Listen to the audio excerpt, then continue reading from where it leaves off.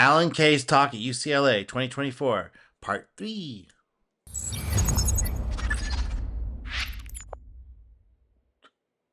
Hello, I'm Chris Athanas. I'm a KMP developer, tech support. They said they're coming out for that, guys, and it'll be closed up. Don't worry. They'll do it. I know they will. Okay, I'm going to continue on with watching Alan Kay with his latest presentation, which has got some new parts. It's got some old stuff in there, I'm just going to continue to comment on parts of it and translate some of the stuff he's saying because he's an old guy, and I've watched his stuff enough to kind of understand what he was talking about, and I've kind of lived through the period as well. So, part of the period. So I know stuff. Here we go. I'm up to the ... question about what my greatest aha, etc. was, but I'm going to pause here and just check in with Jason and Lenny. Hello. How long is that, by the way? We still have time. So if you have okay, so now the choice you can get another question from the audience. We can do this ... thing, whatever you'd like. We have one question. Is this intermission? So Len, was this recognizable to you? Oh my God, totally. I mean, the anecdotes all over the presentation that would add to it, but you nailed it beautifully. You captured that there, and the characters, and the mix between highly cooperative groups and individual working on their own to make things happen. And there's a lot of individual. Yeah.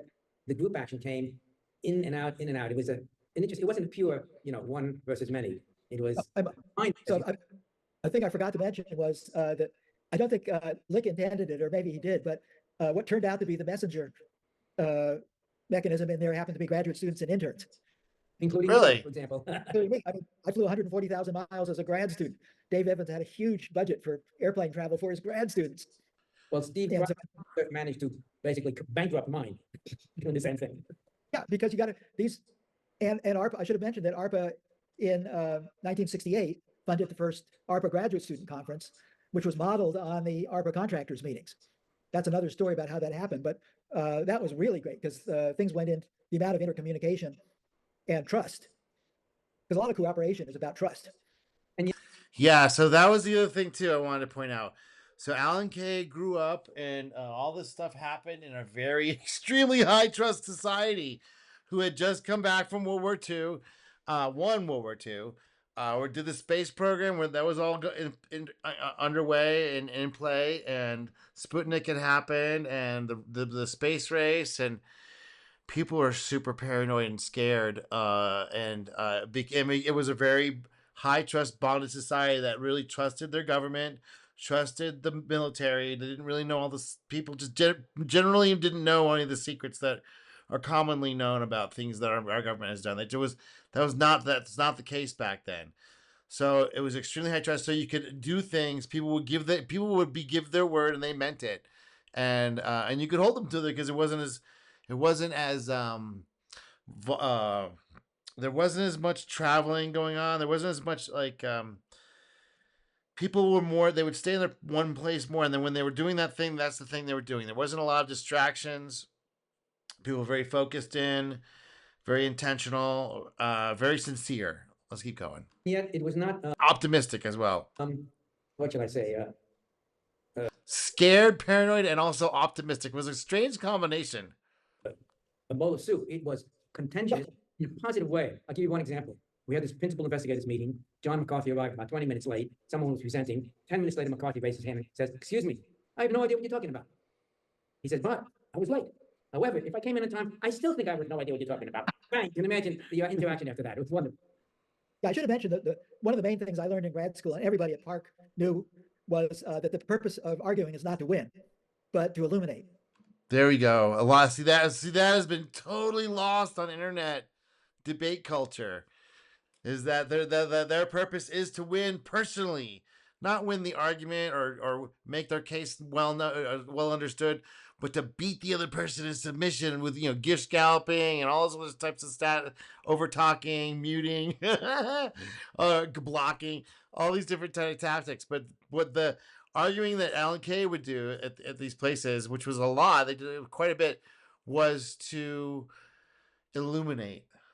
was to illustrate, was to buttress, was to investigate, to look for dark corners that they didn't see, or that had their stuff challenged so they could make it better or abandon it equally.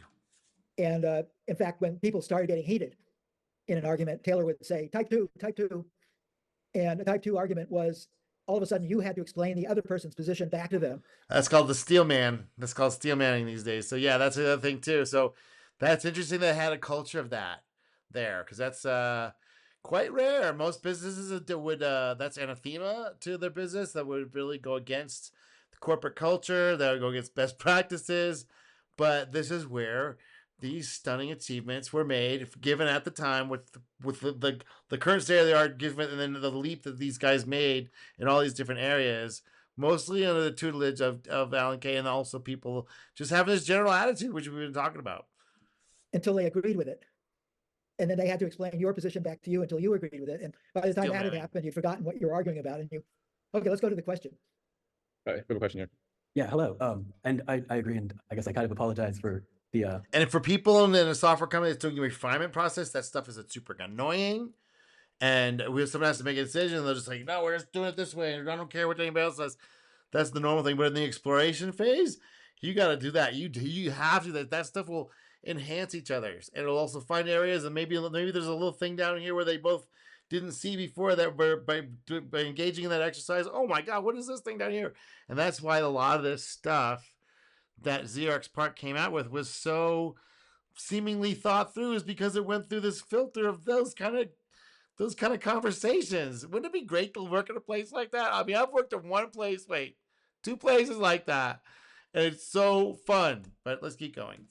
structure that we have, because it does impose some limitations on the discussion.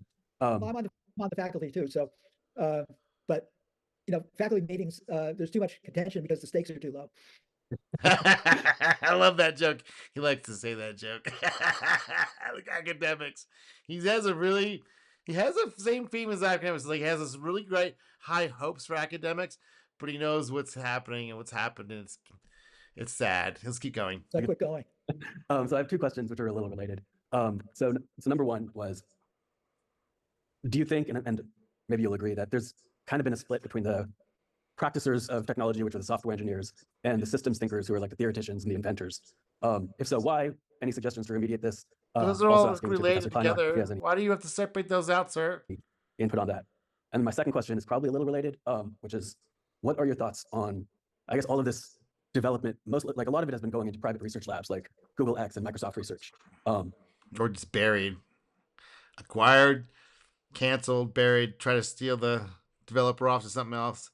If he's uncooperative, just keep him in a corner and you feed him paychecks and don't make him do anything. Just don't make any competing products. Do you think it's still kind of analogous to Bell Labs back in the day?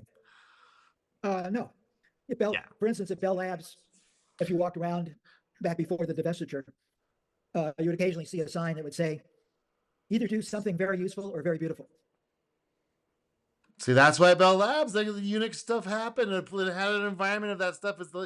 If you don't have an environment of that stuff, you don't have these breakthroughs, because you have to tolerate weirdos, goof offs, screw ups, annoying people who like to argue a lot, people who don't like your idea, people who think that your stuff is already stupid or dumb and useless, or there's this other thing that we could be doing instead that may be better off, but I haven't fully fleshed it out. But there's another way out of here that's not this.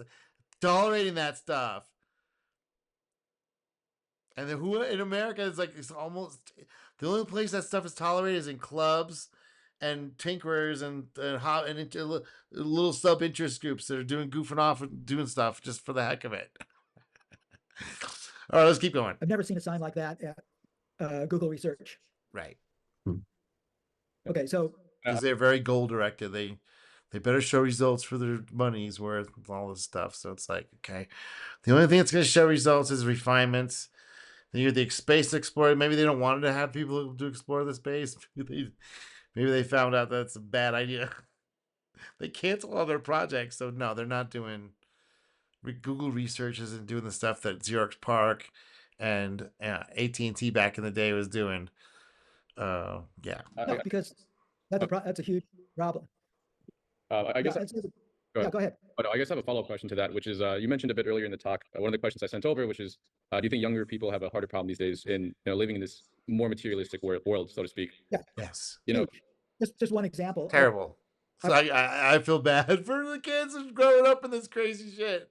Who took it over and what got funded and why and what just the dating apps just completely decimated people. It's like it's kind of disgusting too. Let's keep going. I was at Park in Palo Alto, and the general inflation has been about a factor of 7 since then, or so. And when I factor that into the salary I got at Park, it's about what I would get. Just I was just a year out of grad school when I went to Park. So really, not a huge, wasn't a lot of money, but wasn't a huge difference with today. Well, those places are super fun, so they don't really. It's interesting. These companies don't want to just create.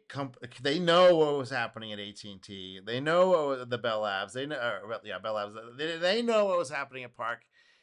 I just think that these companies just don't want that stuff happening because they're making billions of dollars and they've got their connections with the U.S. government and they have their own programs going on. They don't want to talk about, which has nothing to do with expanding our consciousness and allowing humans to fully get the full value out of these computing machines, not just these commercially mediated layers that we don't have control over. Let's keep going.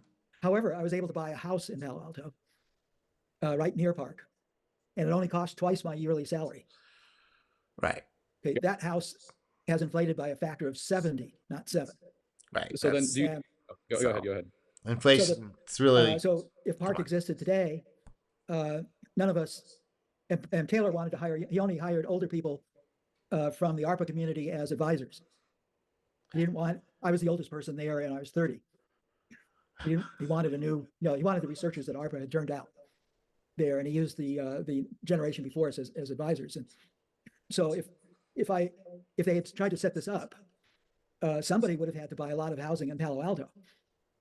And when Google was being set up and when HP was being set up, I said, but that area also was lots of military contractors, lots of defense contractors, lots of software and technical people in that area that knew that was going on. So they had a wonderful pool of like West Coast the creative vibe that was happening at that time, as well as kind of hippie humanist movement, anti counterculture, anti-war, even, and as it was being funded by the War Department, they were doing anti-war stuff because Alan Kay was like, that was his thing. Like, we can do it, mask it like this, but it'll have this other dual purpose of being humanizing these machines, making more people access them, being able to access them, but also at the same time giving these government ARPA contracts, working with ARPA people.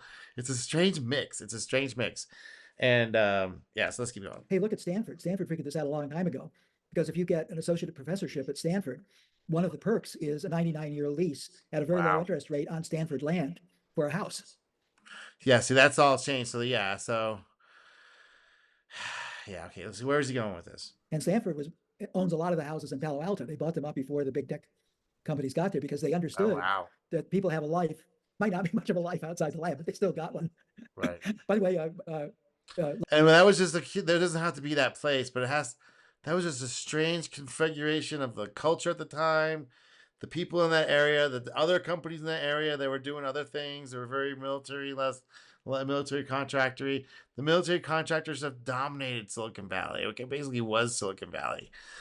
So why would that have to happen again? Like a cultural revival, very high trust society, technical plus creative, both at the same time. Everybody there was like that.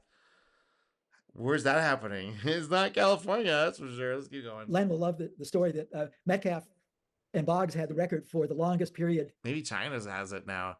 Maybe it's traveling west. It just goes the wave travels west. It's kind of seems like China's got some shit going on. But they did take most of it from us and they just refined it. They didn't really come up with anything new and crazy yet. We just refined the stuff that we did and gave them all the trade secrets they stole, and the ones that we didn't give them. So it's like, did they really get it over there? I mean, they're producing stuff and they got people working in factories instead of fields. Or is it over there? Where is it? I think it's in a lull right now. Maybe it's just a lull period. Inside of the park without leaving it, which, during the critical period of the Ethernet, which was 2.5 months. It had a cafeteria, it had plenty of places you could sleep. It had showers. That's cool. It wasn't that helpful if you had a marriage that didn't get this idea, they would suffer. But yeah, so a big problem today, and I've run various kinds of. I've been able to fund until about, I don't know, 5-6 years ago. I was able to fund a nonprofit research thing that was about the size of the group I had at Park, and to get people who were as good as the people I had at Park. But it wasn't the same as Park. Right. Similarly, Butler Lamson and Chuck Thacker went. It can be because the culture shifted, and the demands of the culture, and the interests of the culture, and the cohesiveness of the culture totally shifted, and the society took on this other thing, and some of the security services got a hold of some of the techniques that you found among MK Ultra and started deploying it on these proprietary platforms and made everyone addicted to them. Yeah, man, it's off the rails. With DEC initially, and then with Microsoft. And it wasn't the same as Park because they, for example, my habit when I would get confused about something was to go down and have Butler tear it to shreds. And that argumentative culture, it's like, it's kind of gone. It used to be like a kind of a popular thing to do. It would be, we're not arguing, we're discussing vehemently. It was a thing that a lot of people did. The gaming community was kind of about that stuff. There was like the computer community was like about doing that. And it just kind of stopped at one point. And when the online thing happened, it's just trying to win, to take down your opponent, but not win the argument, or trying to have a chance for ideas. Like, I know I beat you. It's like, I miss being able to just walk down the hall into that crystalline palace of his mind. right. And you could never. Yeah, it's all this tacit knowledge and culture and what was going on at the time, and books and art, and just the interests of the people, the common people, what they were interested in, and what dominated their lives. It wasn't TV. I mean, some part there was the other things going on there because the TV was only like 3 channels, so it was a piece of it, but it wasn't the main piece. It was all this other stuff that was not documented anywhere. Taught Butler on the same day. At least I couldn't. It's like people to but people. Butler was honest. So if you came back 3 days later and said, "Now here is the real point," you would say, "You're right." So that's a really great call. It's a genius. Yeah. There's no question. He's one of the most brilliant people I've ever met, and an honest genius, and a guy fair. who, by the way, helped my group whenever he could, despite the fact that our theory of programming language design was quite different from his. Yeah. He didn't give a shit about that. That's cool. So Butler was a big man, in my opinion, just a big, fantastic. So it's that synergy. It's what happens in the halls. Right. And tacit. It's what happens when you're time wasting, pointless, no sprints, no time limits. No, I mean, other than wherever renew your contract every year or 2 or whatever, but like, if you can somehow make it longer than that and give people a place to stay like that, and like have a community where they can goof off like that and have slow conversations and get breakthroughs on some of these things, and yeah, that is the dream, isn't it? Like, how many beer laden lunches do you have? How many bike rides up to the top of the hills around Palo Alto with all these people? There's a whole thing there that is going to pay off. Right. For an area like that, but it has to be who has the mindset of Alan Kay these days. It's like, I've never heard of this places like this. They should exist. All these billionaires. Why don't they just fund something, just goof off like this? Why don't they have Alan Kay? Like, Alan Kay picked 25 people and have 25 different centers all over the place doing stuff, give them 5-year contracts. How expensive can that be? Let's keep going. What the group is willing to do. And the reason I kept on showing theater is ARPA at its best, Park at its best, was like theater at its best. Right. You got the most diverse group of people you ever saw. Yeah. Some of whom can't even stand each other. Correct. But the whole point of the thing is the audience that's going to be there 6 weeks from now, or 6 months from now. Yeah, in that conflict of minds, not conflict of bodies or swords or bombs, but conflict of minds and coordination with some of the minds, and cohesion with some of the minds. Yeah, you get amazing results. But I don't know why these companies don't do it. It's really odd. And so you get this thing where people work 24 hours a day and they just find It's ways to solve fun. It's everything. super fun. It's totally fills up your whole life. They do the woo-woo on the left-hand side. That's what theater Yeah. is about. And they do all of the stuff you have to do in the physical world to make it work. And, Right. if you don't have those, and if they don't, like Len did this, if those people don't have some of the other in them to have this shared context, there has to be a place where you go. And it's the love of what you're going to get the audience to try to think about. There we go. Because you can't tell the audience anything. Right. Can't. You have to People show only 'em. remember how you make them feel. Yeah. So, exactly. so And you have to show them stuff. do all these Yeah. pictures and stuff because I want the pictures to do things you can't do in regular words. Mhm. And yeah, so the question is, the way I look at playing the blame game here is businesses are in a terrible position in a fiduciary responsibility way Right. for doing the kind of stuff that ARPA and Park did. They have and especially the Milton Friedman American businesses, which are a terrible way to do Yeah. business in general. I mean, it's just one way. Peter It Drucker has used to say success that stuff. business's main obligation is to their customers. Right. And Milton Friedman said, no, business's main obligation is to their stockholders. I mean, And that has turned really ugly. That is really ugly. I have So, to agree. but in any case, good or bad, they're in a bad place for it. But that's what we have, and this is how our system works. So, bitch and moan about all you want. This is what we got. Research can only be expensed. Eeks. You could be sitting on a ton of cash. Tough shit. Comes out of the bottom line. Mhm. So when I look there, I look at society and government. Part of the idea of getting people to pay taxes is to deal with things in a way that is hard for scattered groups to deal with or without Engelbart stuff. There was a government that yes, you were involved with that. That's how they actually operate, but that's not been the case for a very long time, sir.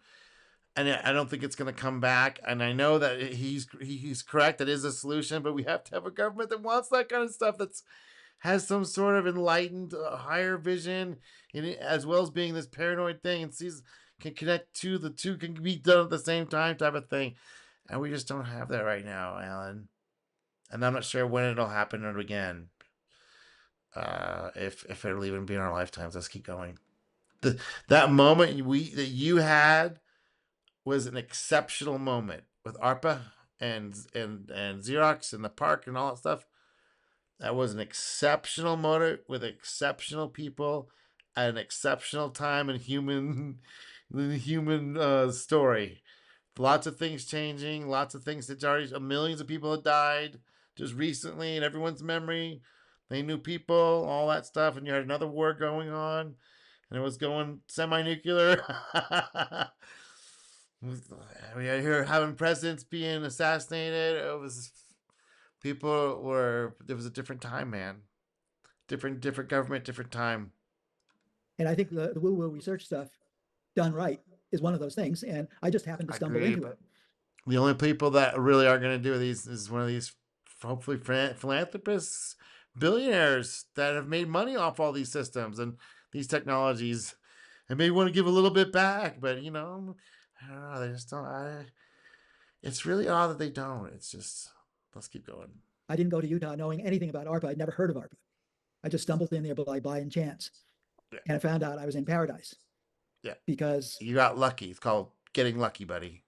And the DoD was doing fine because ARPA IPTO cost almost nothing compared to the whole DoD budget. Correct. Just fingernail clipping. So it's the perfect place for doing this enlightened public domain research. And you had the ultimate. Right, but you were a special kind of person who could sell that to the kind of people who need to hear both sides. They both wanted to hear the peaceful resolution side. They also wanted to know how we're going to survive this nuclear war that we're about to have. Enlightened public domain mind in Lick to do that. The key thing about Park was that Taylor loved Lick. He was a psychologist also. He truly loved Lick. And I'll finish in 1 second, Jason. And he studied Lick. So Lick was intuition. He had great intuition. But Taylor codified Lick. Those rules that I put up there are not Lick's rules, but Taylor's rules. And anytime you wanted to park, you could go and lie on the floor in Taylor's office. We were a floor culture. We had thick carpets that had hippies, man. So just roll around on the floor. We had beanbags. Hippies. I told you, I got the hippie vibe and the war vibe, and the trying to survive this crazy cultural nuclear war, assassination, World War II, World War One slide that seems to think we're inevitable, that we're gonna just slide into this nuclear war stuff, and they're doing beanbags, rolling around on the floor. I love it. years. So you go in there and lie in there for an hour and let Taylor tell you why he was doing what he was doing at Park. And it was mostly these rules that I wrote down. You got to do this, you got to do that, et cetera, et cetera. Like that he invented for that place at that time for those people, not rules in general for everybody. Let's keep going. Okay, so yeah, so I point my finger at the government, and if you point your finger at the government, you have to point your finger at the American body politic, and if you point your finger at I them, mean, at this point, though, Alan, I know you're old and you haven't maybe keeping up with latest events, but the U.S. people have nothing to do with the U.S. government anymore. There's stuff they're doing. They don't give a shit. They're not paying attention. They don't care. This government's doing whatever the hell they want. Let's keep going. point your finger at education, public education. If you point your finger at public education, you definitely public education is a mess. Terrible, just travesty. Let's keep going. Government again. So the government has not done its job. And by the way, over here in London, in the UK, it's just faking it. It's just faking it. It's just calling, just phoning it in. The politicians are a little nicer over here, but they're equally incompetent.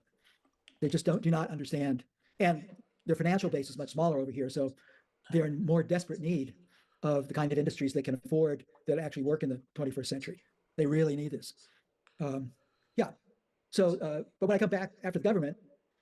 Yeah, but they have to let go of their power reins and power their little rules and all that stuff. And until they don't, they're like a monkey with the hand in the coconut, with the holding the nut inside the coconut, holding the little berry. Let it go. Should be doing this, that, and the other thing. I can't get far from the university, because the university used to be the keepers of the flame. The whole point there was the universities were not beholden to business. That got taken over. That got taken over with the administration stuff and the bureaucracy that got installed to make it. Yeah, it's so sad. I know, Alan. I know, because back then when he was going there, they were a bastion of that. They were in business. They could go like this to business. We don't care what you think. We're doing another thing over here. But now it's over. Let's keep going. Their job was not to do job training in obsolete software systems to deal with businesses' problems with legacy systems. That is not the job of a university. That's a trade school. And there's nothing. I love trade schools. Well, that was when they said everyone has to get cheap loans, and the government said, well, and the banks or whatever was like, well, if you can make it so they can't discharge in bankruptcy, we won't mind doing that. And then when that made that a law, I was like, oh yeah, extract value from 18-year-olds who have no idea what compound interest is, and jack the price up to thousands, to 100 times worse, more expensive than it was just a little while ago, for like 1/10 the amount of education, and then call that you're graduated. And like, oh man, what a scam. The high school I went to was a one you had to take a test to get into, but it was a glorified trade school, as Lenny will tell you. And I learned a lot there. But Jesus, the universities have got to uphold something like the way the 21st century should be. If they got to collapse, there's got to be a new institution. There's going to be a new institution. There's got to be new ones. The university system, the way it's set up, the amount of lying it's been doing, everyone's like figuring out the lies.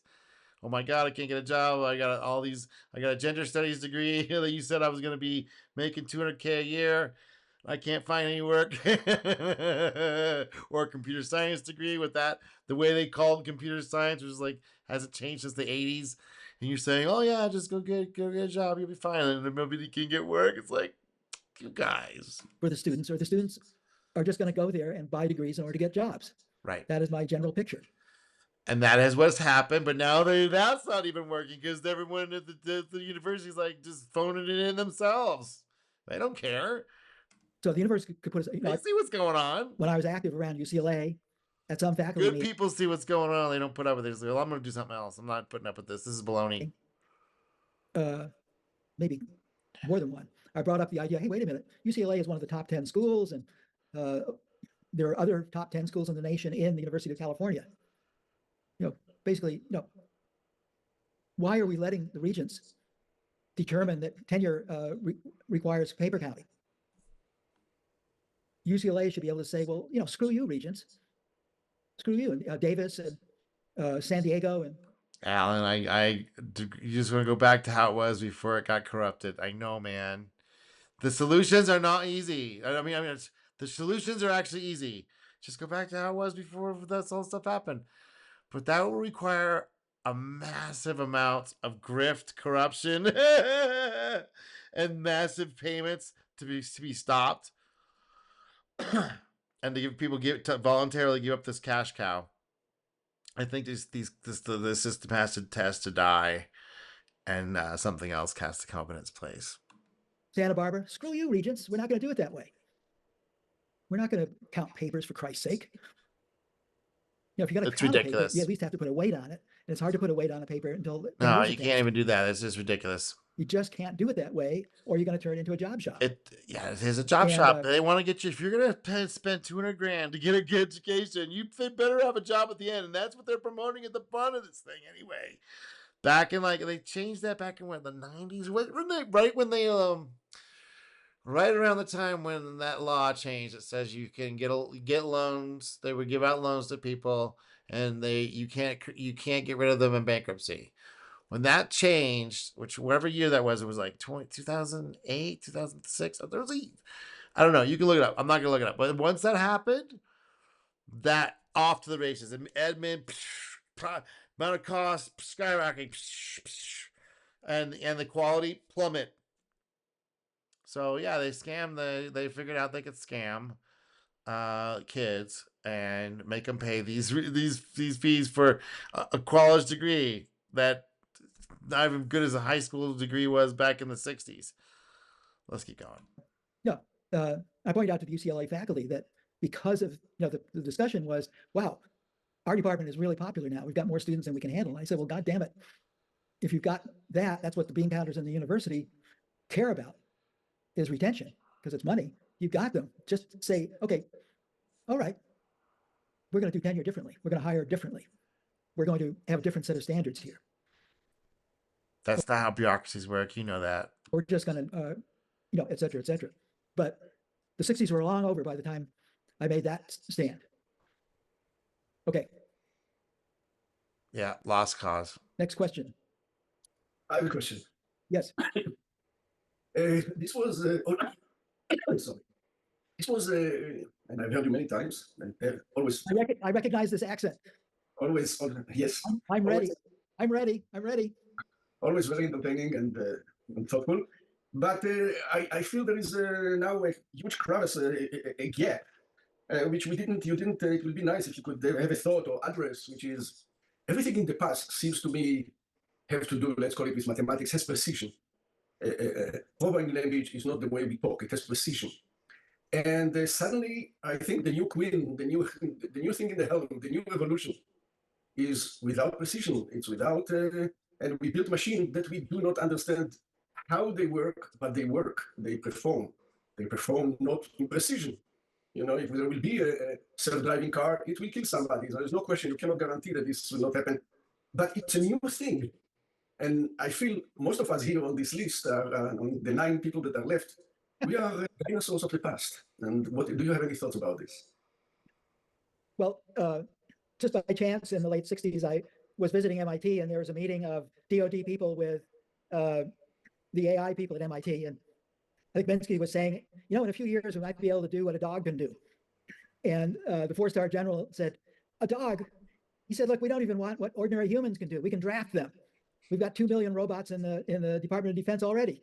We train them and they learn well, and they carry guns and they do all the stuff that we want. We already got intelligent robots. We need superhuman intelligence. That's what we need. And so I don't want to start a long discussion about. I think they can control a superhuman intelligence. All right, military guys. I see what you're trying to do there. You think you can really control a super intelligent being? All right. But it happens that what Judea Pearl calls curve fitting, machine learning, as you know, also very well, goes all the way back 20, 30, 40 years or 50 years, where Minsky's thesis was actually one of the first perceptrons.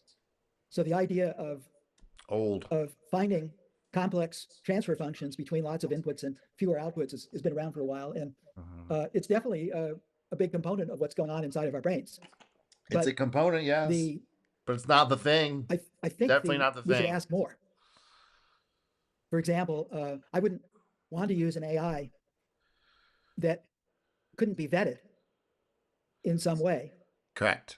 And of course, the chatbots can lie whenever it suits them. Yeah, constantly. way, But that's one of the things it does best is bullshit. Bullshit. It's a master, but it's a master bullshitter. It's mastered the bullshit. Let's keep going.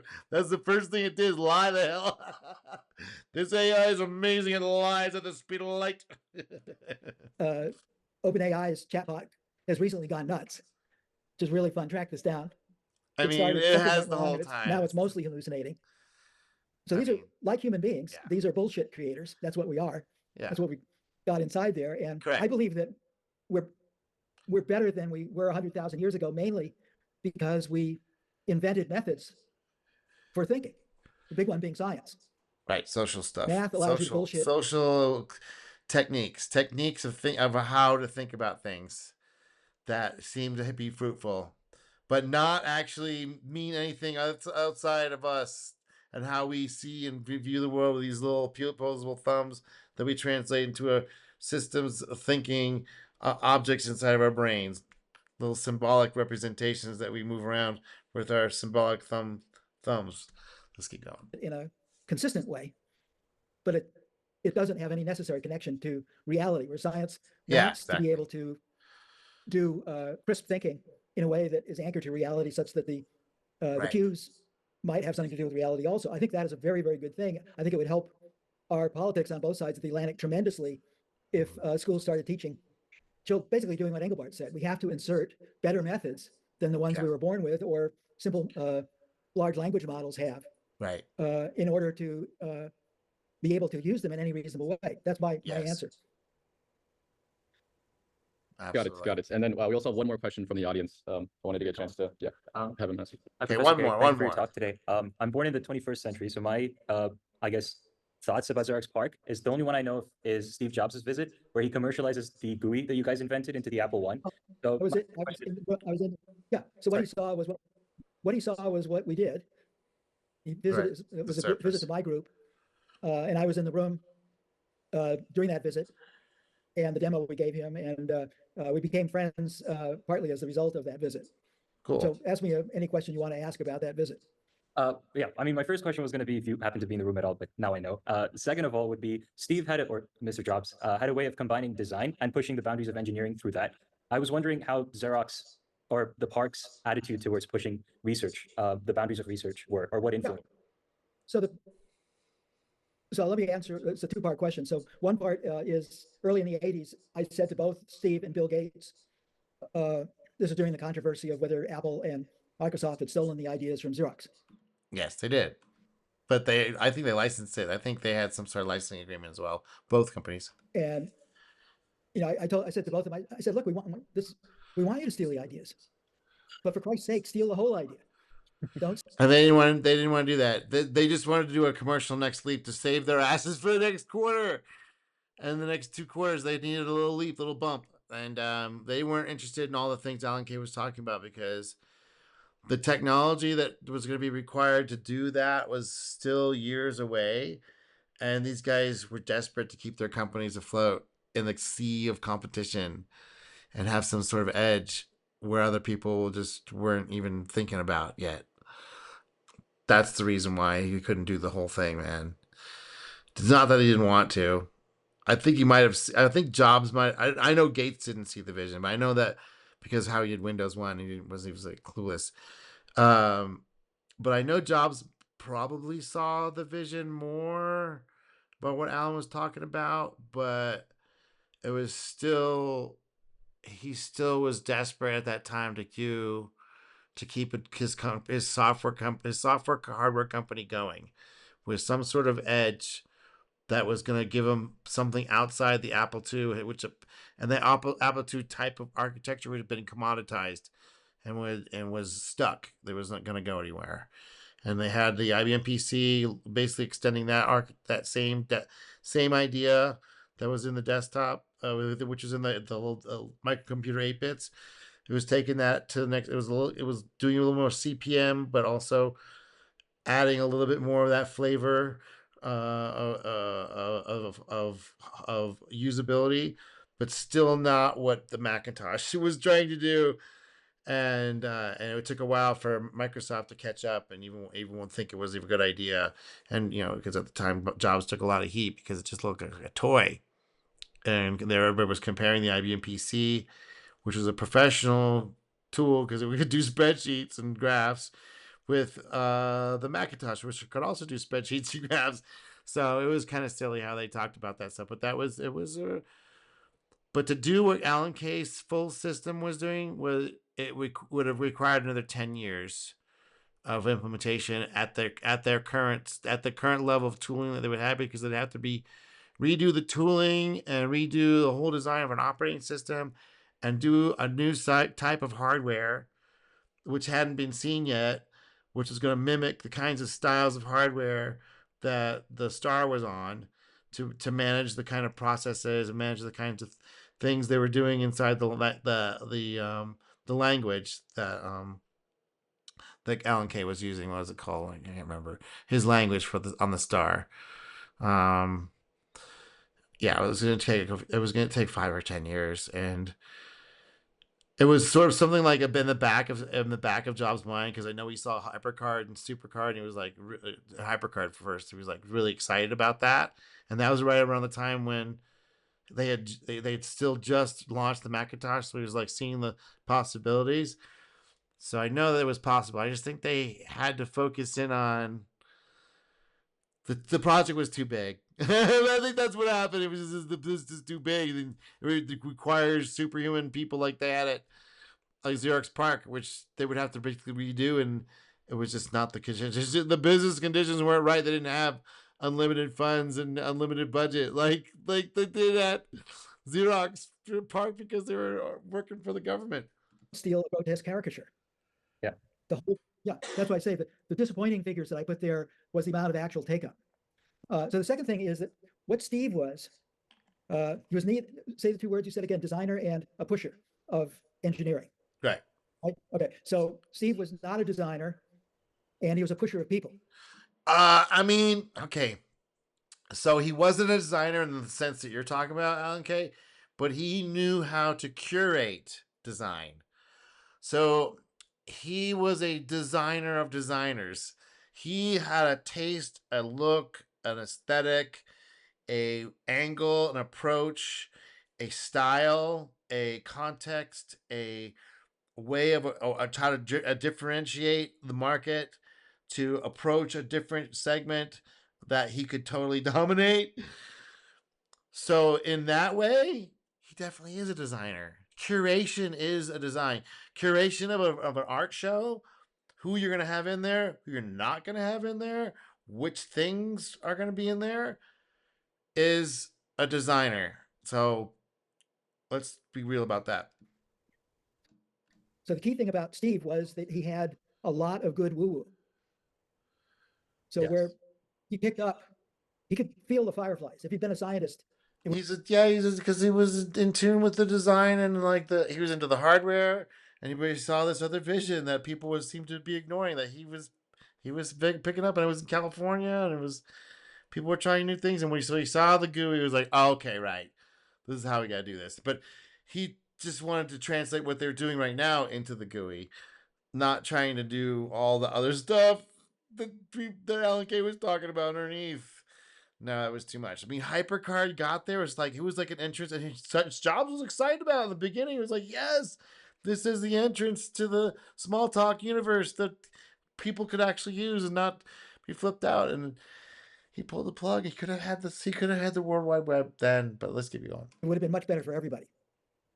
Because as he said, and there's a famous interview you can find on YouTube where Steve says, when I first went to Xerox, I was so blinded by the user interface, I couldn't see anything else. Right. I couldn't see object-oriented programming. I couldn't see the networks. Right. Well, he couldn't, because it was too much. It was too many ideas. It was just the GUI itself, just the visual representation, having things move around, all stuff was so different than anything else that even come before.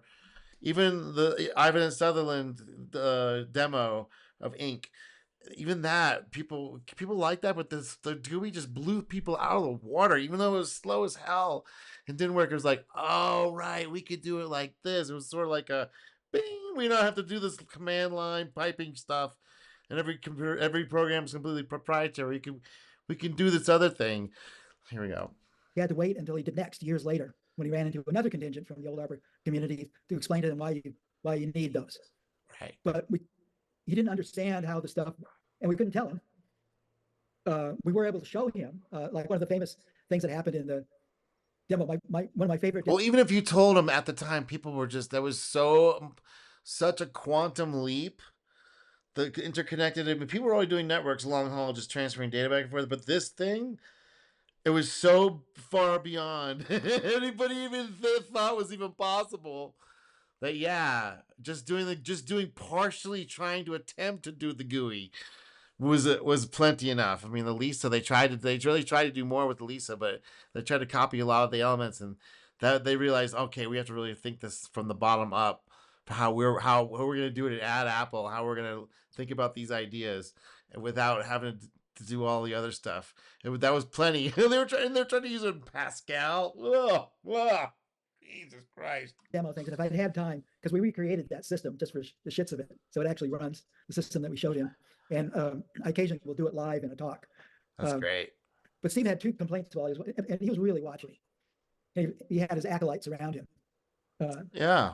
But Steve was really paying attention to the thing. And he said, yeah, because it was vibing when he saw where he could go with it.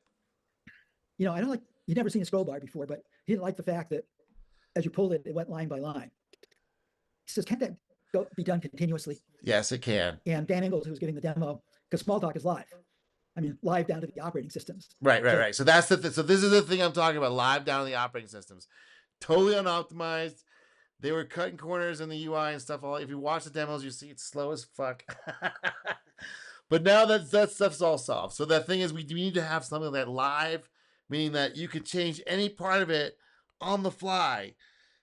And go, but they didn't have a versioning system. They didn't have all that stuff because it was still constrained. But we have all that stuff added on there now. The monitoring stuff from undo and all that stuff.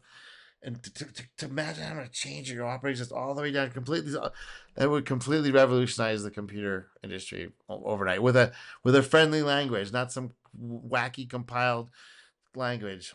Dan was able to do a couple of clicks. Here's where the scroll bar thing is. Change a line of code. Quarter second later, things are scrolling smoothly. That's awesome. And later on, when we were showing, see, that was the part that he would be. No, so Jobs was like, I'm just gonna normally ask my engineers to do that. And he that was the part he couldn't quite jump over, was this all the way down operators. If he did that, then we would have a true computer revolution. But it was too big of an effort, man. It was too much of an ask. Text selection, we tried a lot of different ways of doing it, but we liked the complementing the characters, which is what basically is done today. And Steve didn't like that. He said, can't you do an outline around there? You know, he's right, because it's if you only got black and white, complementing is a little bit too in your face. Yeah. So he's right there. And so my job was on the floor because Dan Ingalls went in there.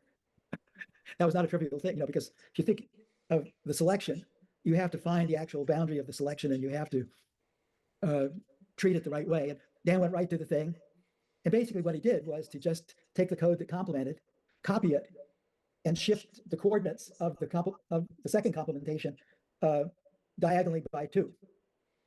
So so what it would do, before you could see it, would do one complement, then it would shift diagonally, do another complement, and that would leave a black line around the selection, just what Steve asked for. It's like and so all those bit blending tricks, the early Macs used all that stuff from their quick draw, trying to speed up the drawing routine so they could use it on commercial hardware, 68,000 chip, as opposed to building their own computer chipset and all the stuff you had to do to really do commercially valuable thing. It would be like, they already did the Lisa, it was 10 grand, and it flopped. They're not going to do another 10 grand computer. And this one to do all this stuff would be like 25 grand, 30 grand, 35 grand, maybe 50 grand. They're like, no, we can't do it yet. So let's try and get there with the chunk that super impressive, this desktop thing. Let's push that. the greatest things I've ever seen done unprepared in a demo in a programming system in my life. That is badass. 1979. I didn't know that story till now. that he did that stuff on the fly. I didn't know that. I thought that he was super impressed and asked about it, but like I didn't know that he did it in the demo. And that Steve Jobs was that was too much. And he also talked to his people like how much engineering it would take. He was like, that would take a long time. Well, can we just do the UI? It's like probably.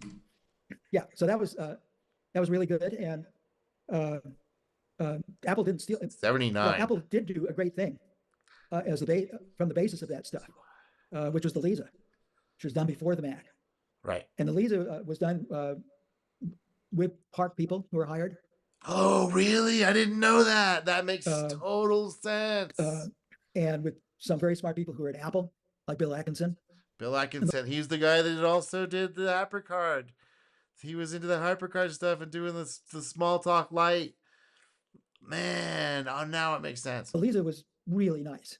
It was the best thing you could possibly do for that day. It was done on a 68,000 microprocessor, which meant an enormous amount of programming to do the graphics that were so easy on the Alto.